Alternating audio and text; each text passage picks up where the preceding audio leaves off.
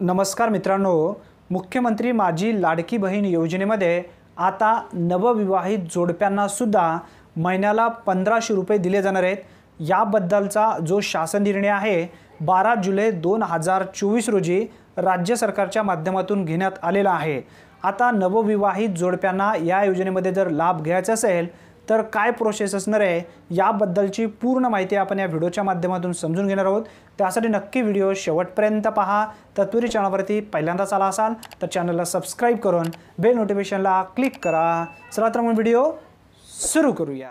नवविवाहित जोडप्यांना या योजनेमध्ये सामावून घेण्यासाठी राज्य सरकारच्या माध्यमातून जो नवीन शासन निर्णय घेण्यात आला आहे यामध्ये स्पष्टपणे उल्लेख करण्यात आलेला आहे, ज्या महिलांचं लग्न होऊन 1 ते 14 वर्ष झालेले आहेत तरी सुद्धा त्यांच्या रेशन कार्डामध्ये आतापर्यंत नाव आलेलं नाही आहे, मग अशा वेळी हे महिला मुख्यमंत्री माझी लाडकी बहीण योजनेपासून वंचित राहत आहेत।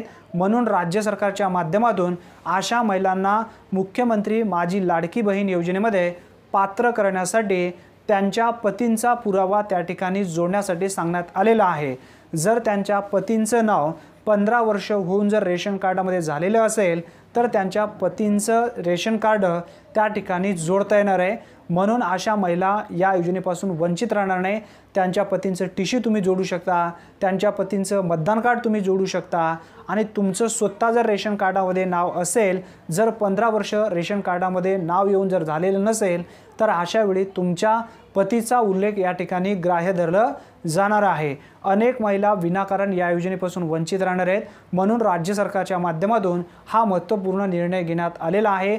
जर तुमचं लग्न होऊन 1 ते 14 वर्ष झालेली असेल तरी सुद्धा तुमच्या रेशन कार्डामध्ये नाव नसेल तर तुमच्या पतींचं रेशन कार्ड या ठिकाणी ग्राह्य धरला जाणार आहे। अतिशय महत्त्वपूर्ण ही माहिती आहे। जास्तीत जास्त तुमच्या मित्रांपर्यंत नक्की शेअर करा। धन्यवाद मित्रांनो, पुन्हा भेटूया नवीन व्हिडिओमध्ये नवीन माहितीसह। तोपर्यंत जय हिंद, जय महाराष्ट्र।